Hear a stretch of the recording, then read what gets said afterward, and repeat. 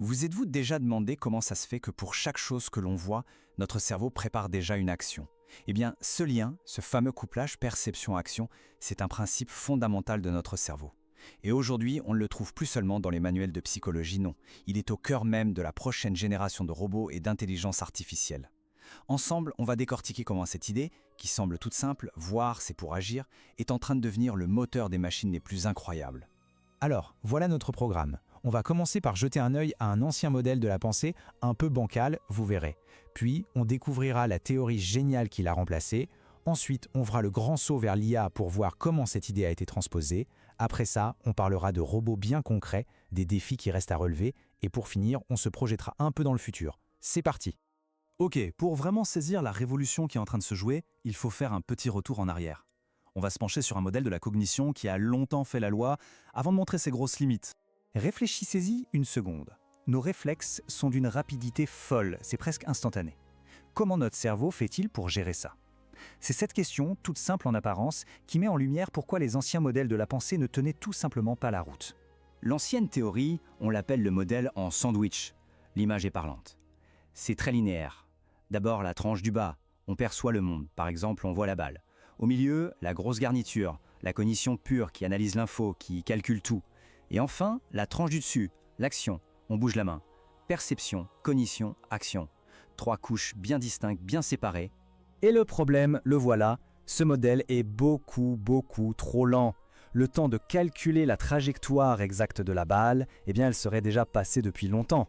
Dans la vraie vie, on n'interagit pas comme ça, de manière si saccadée. Nos interactions avec le monde sont fluides, instantanées. Bon, si le modèle du sandwich est trop lent, quelle est l'alternative? C'est là qu'entre en scène une idée absolument révolutionnaire qui a tout changé. Accrochez-vous, on parle de la théorie du code commun. Cette idée, elle n'est pas sortie de nulle part. En fait, dès 1890, le psychologue William James avait déjà eu l'intuition d'un lien direct.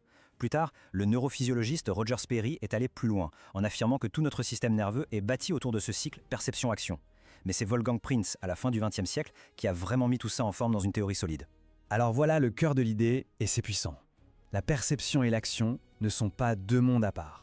En fait, elles parlent la même langue, elles partagent un code neuronal commun. Qu'est-ce que ça veut dire concrètement? Ça veut dire que de simplement voir quelqu'un lancer une balle active dans notre cerveau les mêmes circuits que si on s'apprêtait nous-mêmes à la lancer. Voir, ce n'est pas juste recevoir une information, c'est déjà simuler l'action. Le changement de perspective est radical. On laisse tomber un processus linéaire en 3 étapes bien sagement alignées pour adopter une boucle continue intégrée. La perception, ce n'est plus juste une porte d'entrée passive pour les données. Non, elle est maintenant vue comme une véritable préparation à l'action.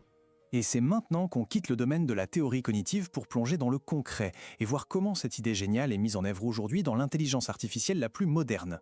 Bien sûr, les ingénieurs en IA se sont jetés sur ce concept.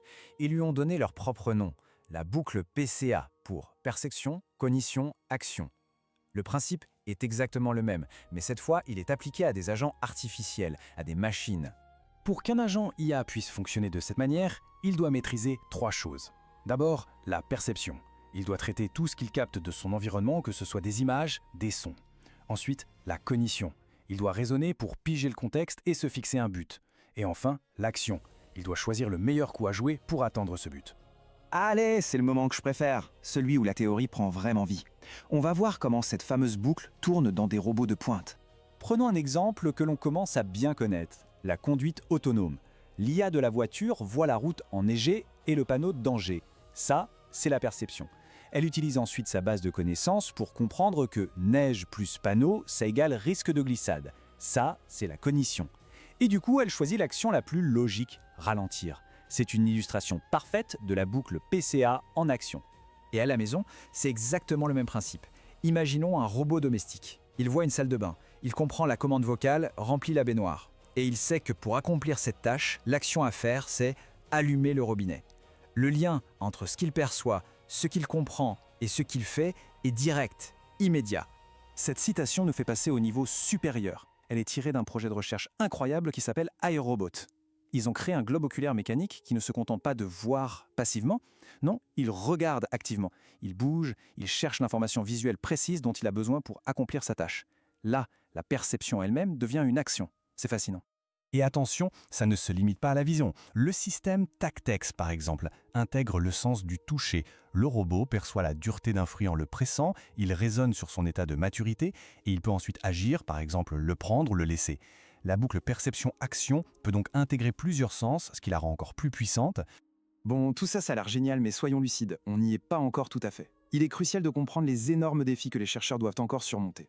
En fait, on peut résumer les obstacles en 5 grands chantiers. Premièrement, la représentation. Comment on crée un cerveau de robot qui mélange et comprend le monde à la fois avec des images, des mots et des actions possibles. C'est un vrai casse-tête. Deuxièmement, l'exécution. C'est bien beau de décider de prendre la pomme, mais traduire ça en dizaines de micro-commandes pour les moteurs d'un bras robotique sans rien casser, c'est une autre paire de manches. Troisièmement, le Graal, la généralisation. Un robot entraîné à prendre des pommes dans un labo sera-t-il capable de prendre une orange dans une cuisine qu'il n'a jamais vue? C'est le défi de l'adaptation au monde réel. Quatrièmement, la sécurité. Évidemment, on doit être absolument sûr que le robot ne va pas serrer la pomme trop fort ou pire, une main humaine. Et enfin, le nerf de la guerre comme toujours, les données. Pour entraîner ces systèmes, il faut des montagnes de données de très haute qualité et c'est un travail colossal de les collecter. Allez, il est temps de rassembler tout ce qu'on a vu et de se projeter un peu pour voir ce que tout ça nous réserve pour le futur. Alors, si on devait résumer l'essentiel, on est passé d'un vieux modèle linéaire et trop lent à une boucle perception-action super dynamique. Ce concept, qui est né dans l'étude du cerveau humain, est aujourd'hui le moteur de l'IA moderne que l'on voit un peu partout, même si, on l'a vu, il reste de gros défis à relever. Le but du jeu, au final, c'est quoi? C'est de créer des intelligences incarnées. On ne parle plus de programmes qui tournent sur des serveurs, mais d'agents qui existent vraiment, qui perçoivent et qui agissent de manière totalement fluide et sécurisée dans notre monde, le monde physique. Et tout ça, ça nous laisse avec une question assez vertigineuse. Si un robot finit par percevoir et agir de manière aussi fusionnée que nous, à quel moment est-ce qu'il cesse d'être une simple machine qui exécute un programme pour devenir autre chose, un agent vraiment incarné? La réponse à cette question, eh bien, elle pourrait bien définir le futur de l'intelligence artificielle.